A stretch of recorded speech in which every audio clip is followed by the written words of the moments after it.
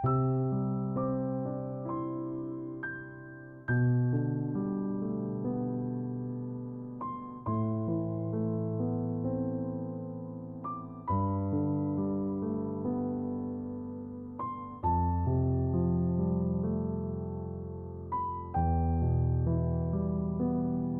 senja telah hilang. Ridho mengendarai motornya menembus dingin. Bukit Kemuning telah ia tinggalkan di belakang. Kini, Ridho menapaki ruas jalan lintas liwa yang tanpa penerangan. Ingin rasanya ia ngebut sekencang-kencangnya agar segera sampai di kampung halaman. Tetapi, badan punya hak dan hajat yang harus dijaga dan ditunaikan.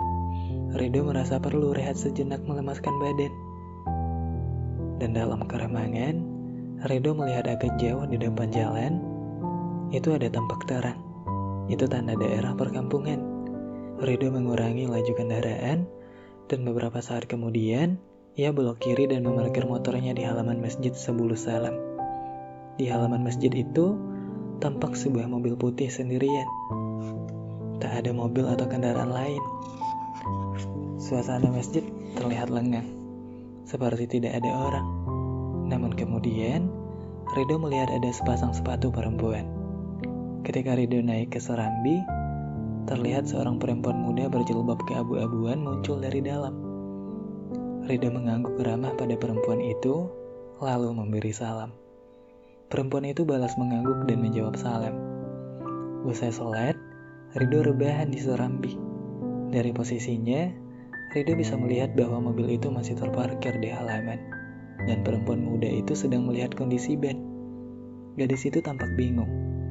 Ridho turun dari serambi, lantas mendekati gadis itu.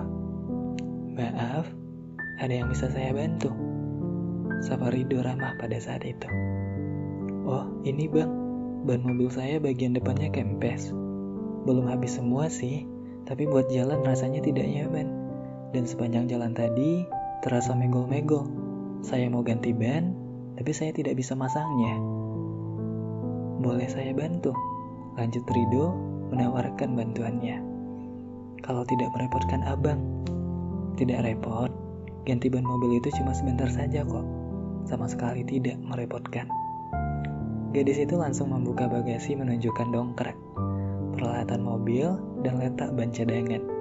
Dengan sigap, Ridho mendongkrak bagian depan mobil itu, dekat posisi ban yang mau digantikan. Ridho lalu mencopot ban dan menggantinya dengan ban cadangan. Sejurus kemudian, mobil itu sudah siap untuk jalan.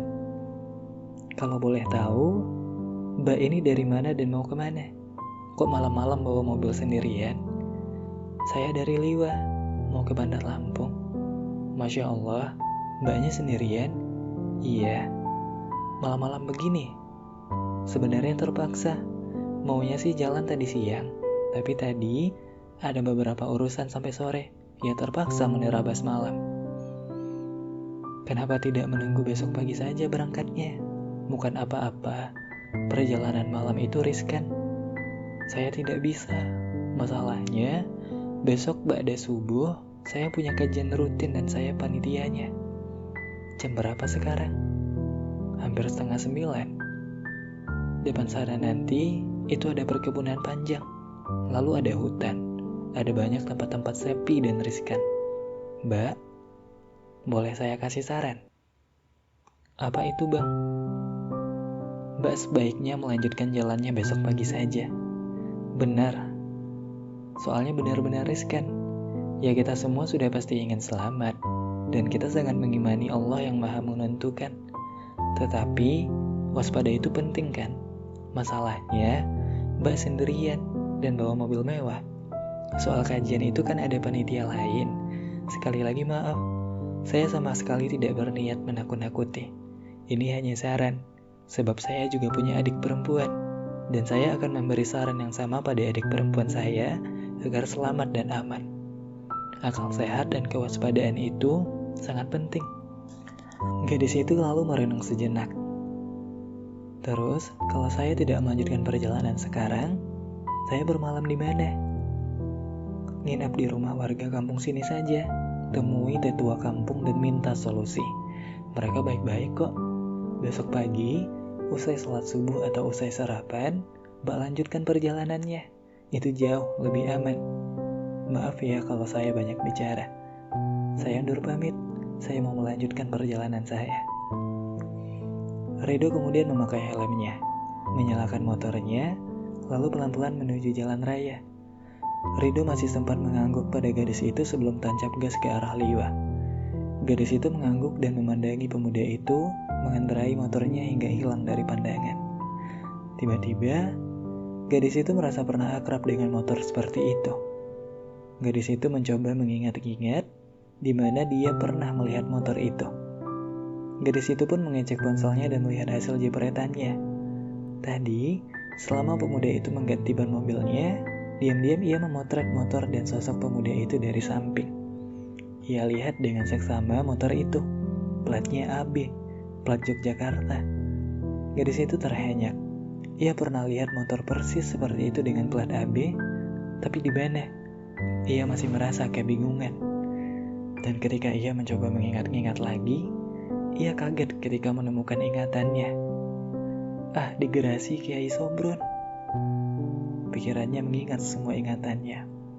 Karena beberapa kali gadis itu mengadakan rapat di sana dengan istri Kiai Sobron, ketika aula pesantren sedang digunakan, maka motor itu teronggok di pojokan. Iya, motor tua persis seperti yang dipakai pemuda itu. Tapi masa motor itu kini dibawa orang sampai sejauh ini? Apakah motor itu dicuri orang? Kecil kemungkinan. Ia terlalu mudah merangkai-rangkai keadaan. Motor seperti itu kan di Indonesia sangat banyak. Dan yang platnya Yogyakarta juga banyak. Bisa saja sampai di daerah itu. Kini, gadis itu memikirkan kata-kata pemuda tadi. Tampaknya, saran itu terdengar tulus dan masuk akal. Gadis itu sering mendengar adanya kawanan bajing loncat, kawanan begal di jalan malam-malam, dan para penjahat itu ada yang bersenjata tajam, ada yang memakai senjata api rakitan, bahkan senjata api betulan. Polisi bahkan bisa baku tembak dengan mereka. Kalau dia pas nahas dicegat mereka, apa yang bisa ia lakukan? Lebih menakutkan lagi, apa yang akan mereka lakukan padanya? Kalau mereka hanya merampas uang atau mobilnya, ia masih bisa lega. Tapi kalau para penjahat itu melakukan yang lain, bagaimana? Itu juga kalau ia dibiarkan hidup. Kalau tidak, akhirnya gadis itu memutuskan mengikuti saran pemuda itu. Malam ini, gadis itu akan menginap di kampung itu, baru keesokan harinya melanjutkan perjalanan. Pemuda itu benar. Akal sehat dan kewaspadaan sangat penting untuk menjaga keamanan dan keselamatan. Sayang sekali ia tidak tahu nama pemuda itu karena tidak menanyakannya. Gadis itu bahkan belum berterima kasih karena pemuda itu langsung menyampaikan sarannya dan seketika itu langsung pergi. Ia merasa menjadi orang yang tidak tahu diri karena ketika dibantu, ia lupa mengucap terima kasih. Dan dari sudut temaram lampu-lampu lain, pasar malam itu penuh pengunjung. Lapangan kecamatan dikenali itu penuh manusia. Mereka tidak hanya berasal dari kecamatan Belalau saja, tapi juga dari kecamatan sekitar, dan sudah 3 malam lapangan itu menjadi area bazar besar. Berbagai pedagang menggelar dagangan, mulai dari pakaian, makanan, minuman, peralatan dapur, mainan, dan lain sebagainya. Bermacam-macam wahana mainan disiapkan. Ada pancingan, ada kolam bola, ada rumah balon, dan ada ekskavator mini untuk anak-anak. Ada juga komedi putar dengan kuda-kudaan. Ada tong setan yang menjadi daya tarik tersendiri bagi pengunjung. Dan tentu, ada biang lala atau kincir air raksasa yang menjadi ikon utama pasar malam. Syifa lega 2 jam sebelum pasar malam tutup, dagangannya sudah habis. Semua pisang goreng yang ia bawa sudah ludes. Termos berisi wedang jahe yang ia tenteng telah kosong. Malam itu, ia mendapatkan keuntungan bersih 45.000. Baginya, itu sebuah keuntungan yang besar. Karena dengan semua itu, Syifa bisa segera pulang tanpa menunggu pasar malam tutup. Sebab, katanya baru akan tutup jam 12 malam. Masalahnya, bagaimana cara Syifa akan pulang? Santi sudah bilang tidak bisa datang menjemput, dan ia tidak mendapati orang yang bisa ia tumpangi. Jarak pasar malam itu dari rumahnya lumayan jauh, 10 km jika melewati jalan biasa, dan 7 km jika menerabas jalan setapak kebun kopi. Ada 3 tukang ojek di dekat parkiran. Semuanya tidak mau kurang dari 25.000 untuk jasa mengantarnya pulang. Siva merasa itu terlalu mahal. Lebih dari separuh keuntungannya berjualan malam itu. Akhirnya, gadis itu nekat pulang dengan berjalan kaki. Dan Siva nekat menerabas melewati jalan setapak kebun kopi, karena itu lebih dekat. Ketika gadis itu berjalan sendirian menenteng termos dan keranjang kecil, meninggalkan area pasar malam, ternyata ada 2 pasang mata mengamati dari kejauhan. Siva berjalan ke utara menapaki jalan aspal. Itu adalah jalan ke Pekon Hujung, dan rumahnya berada di Pekon Way Meranti yang berada di sebelah timur Pekon Hujung. Siva akan berjalan menyusuri jalan aspal itu sampai bertemu pertigaan, dan jika lurus maka akan sampai ke Pekon Hujung, dan ke kanan akan sampai ke Pekon Way Meranti. Dan 2 km sebelum pertigaan, ia akan memasuki jalan setapak yang membelah kebun kopi untuk memangkas jalan. Malam itu, Siva memakai jaket usang, bercelana panjang kebiruan, dan menutupi kepalanya dengan topi hitam. Siva terus berjalan menyusuri aspal dengan penuh kesabaran. Ia kuatkan hatinya untuk melawan kecemasan dan ketakutan.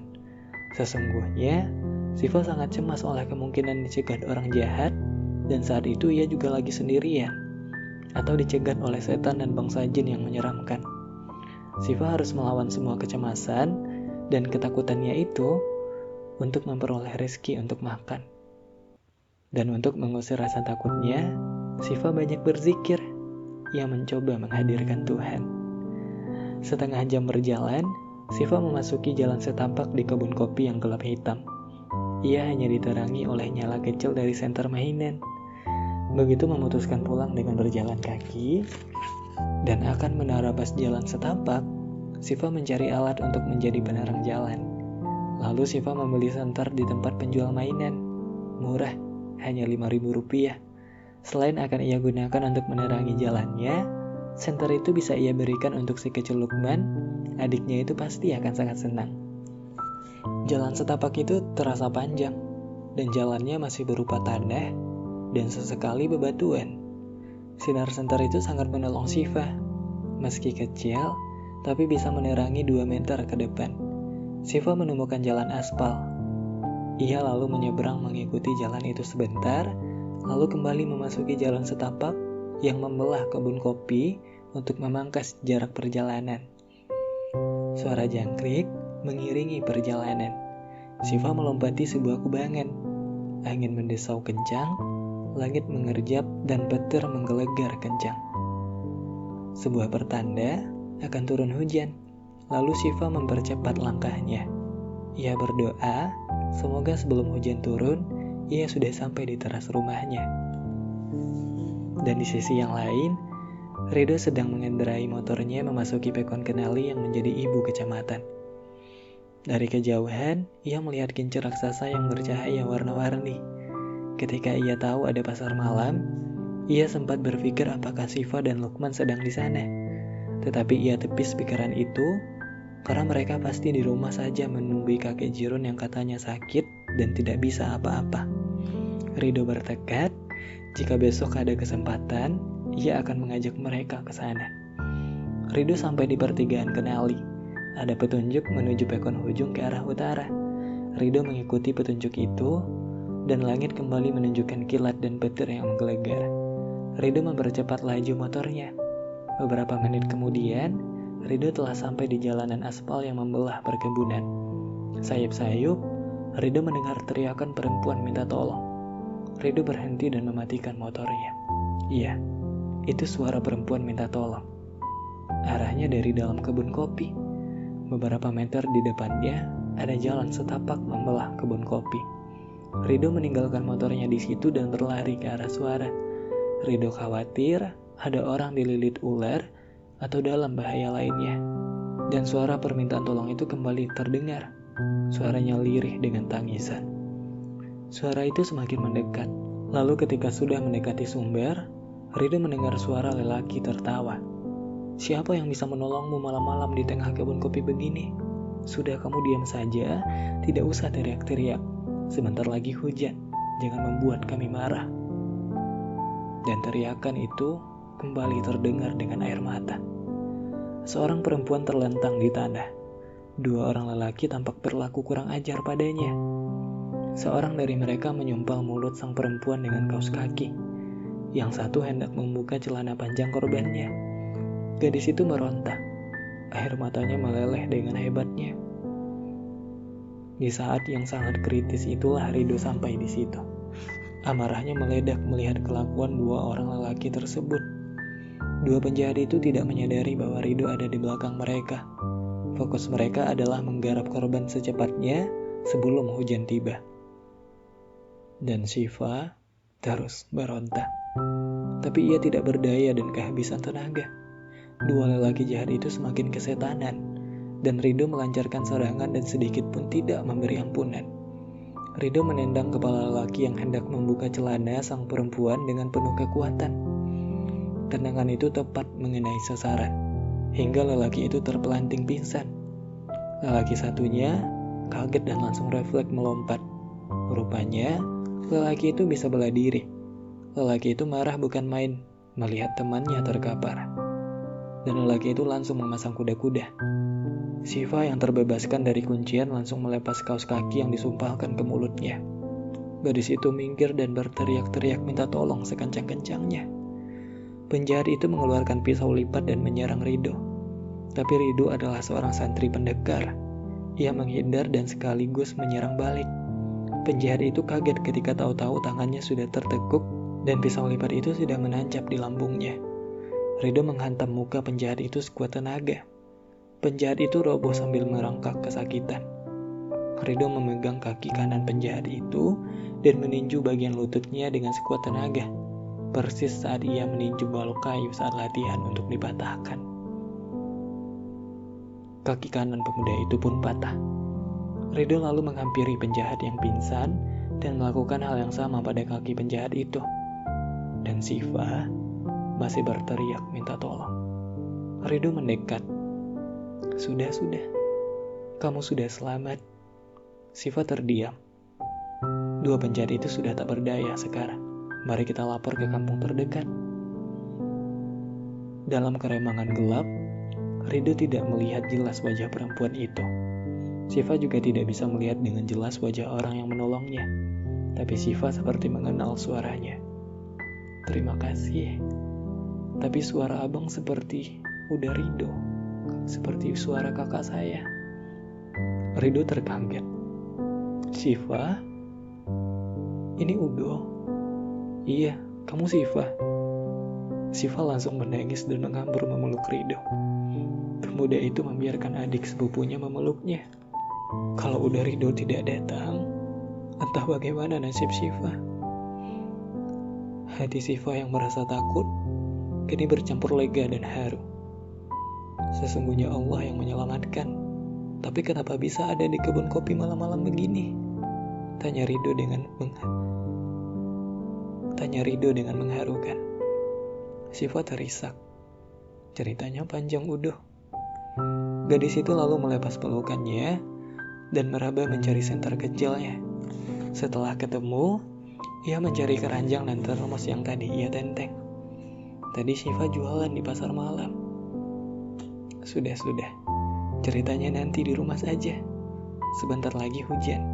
Kita lapor ke kampung terdekat biar dua penjahat itu diamankan. Lalu kita pulang.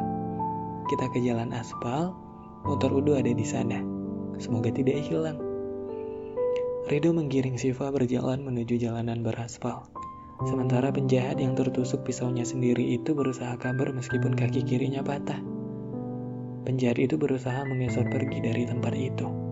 Sebab ia tahu tak lama lagi warga kampung akan datang. Dan nyawanya bisa terancam bahkan melayang jika sampai tertangkap.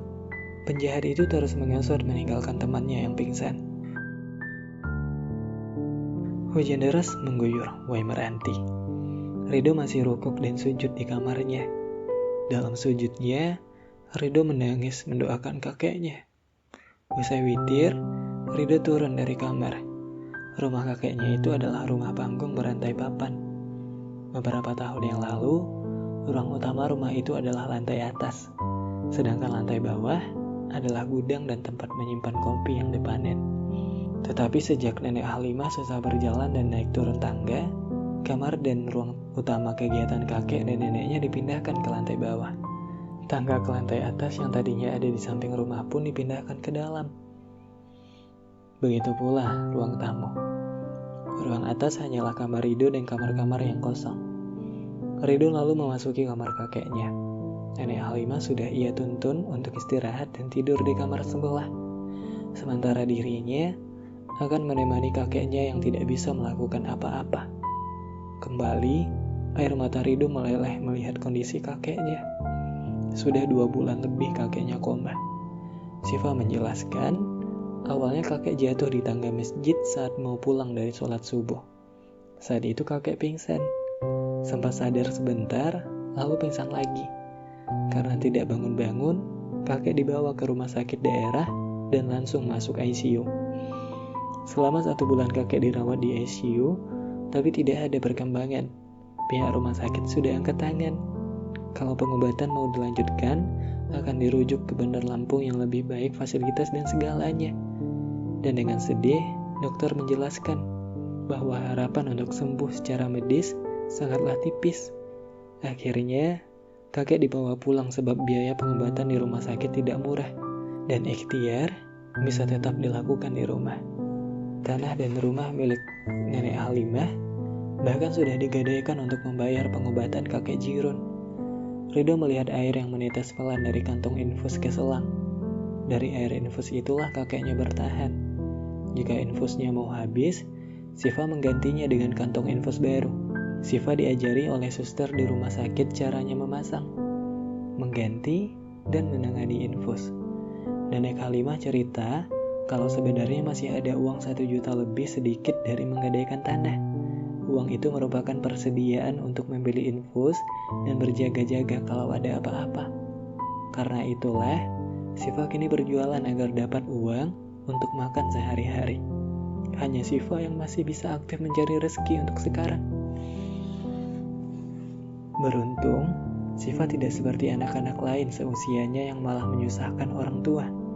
Siva justru hidup susah karena kami, orang-orang tua yang tidak berdaya. Ya Allah, semoga anak itu diberi barokah oleh-Mu, ucap nenek Halimah kepada Rido sebelum tidur. Air mata Rido kembali meleleh. Hatinya dipenuhi rasa haru teringat perjuangan Siva.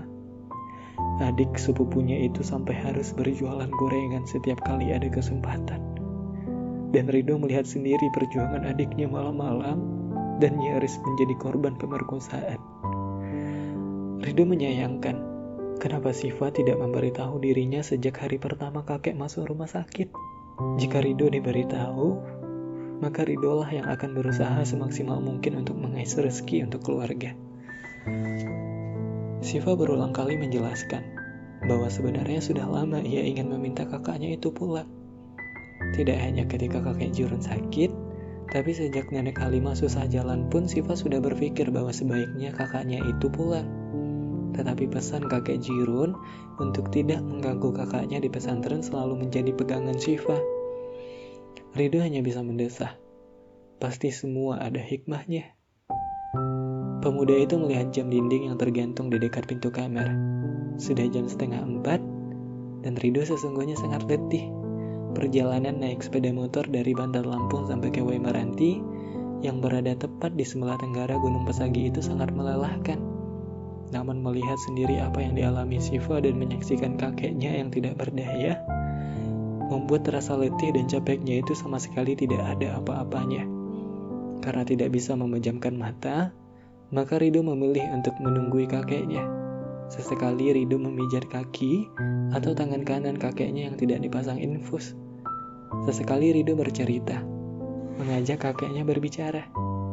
Sementara itu, Siva juga tidak bisa tidur di kamarnya. Tak sedikit pun, Siva mengenyahkan bayangan mencekam yang ia alami di tengah gelapnya kebun kopi. Nyaris saja, dua iblis jahat yang tidak bernurani memerkosa dirinya. Syifa tidak bisa membayangkan kalau itu benar-benar terjadi. Sungguh beruntung, pertolongan Allah melalui kakaknya datang di saat yang tepat. Sesaat berikutnya setelah kejadian itu merupakan kondisi yang sangat nyaman dan melegakan, yaitu saat dimana ia dibonceng kakaknya pulang. Hujan masih turun. Suara guntur sesekali terdengar. Syifa keluar dari kamarnya, hendak mengecek kondisi kakek Jirun. Rumah neneknya dan rumah kakek Jirun bersebelahan. Lorong yang memisahkan dua rumah itu sudah diberi atap dan dinding. Jadi dua rumah itu seperti menyatu. Syifa melewati dapur, lorong yang sudah diberi atap, lalu masuk ke dapur rumah nenek Halimah, dan kamar kakek Jirun masih terang. Pintunya pun terbuka. Dari kegelapan dapur, Syifa bisa melihat Rido sedang memijat kaki kakek Jirun. Lelaki itu tampak seperti sedang bercerita pada kakeknya. Alhamdulillah, kek. Selama di pesantren, Rido sudah khatam beberapa kitab. Utamanya adalah kitab yang menjadi bahan pengajian Kiai Nawir. Benar kata kakek dulu, beliau adalah seorang kiai yang sangat ikhlas.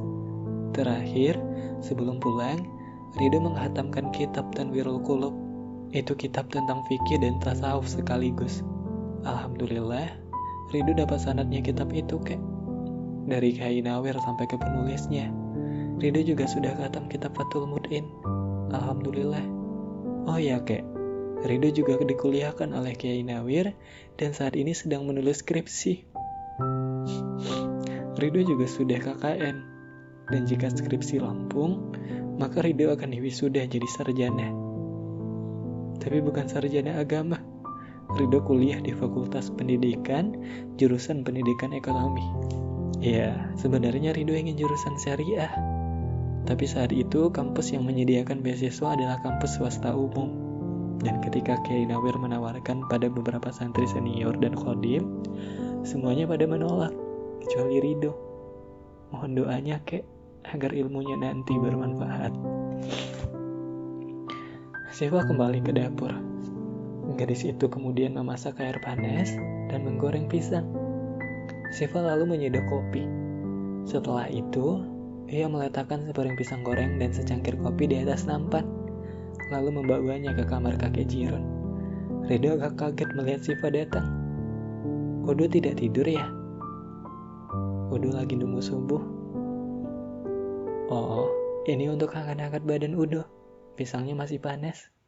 Terima kasih. Syifa lalu mengambil kursi dan duduk di dekat kepala kakek Jirun. Rido masih memijat kaki kakeknya. Syifa memijat bagian tangan. Dicicipi pisang gorengnya Udo, nanti keburu dingin. Iya. Rido lalu mencomot satu dan melahapnya pelan. Kamu tidak tidur, Syifa? Biasanya jam segini memang Syifa sudah bangun Udo, bahkan bisa lebih awal. Menyiapkan dagangan? Iya, Syifa buat pisang goreng, bakwan, dan tempe mendoan. Dan habis sholat subuh, Syifa jual di pasar pagi. Kamu jalan kaki jualannya? Tidak, Udo. Biasanya diantar Santi. Santi putrinya Pak Madum. Iya, Udo. Karena Udo sudah pulang, nanti biar Udo yang antar. Jika kau perlu diantar. Tapi Udo berharap kau tidak usah repot-repot jualan. Biar Udo nanti yang repot. Kita repot bersama-sama, Udo. Saling membantu. Syifa berharap kedatangan Udo ini menjadi wasilah kesembuhan kakek Jirun. Entah bagaimana caranya, tapi semoga Allah memberikan kesembuhan. Amin. Dan di malam itu, sepasang saudara kuat itu merenung dengan penuh pengharapan.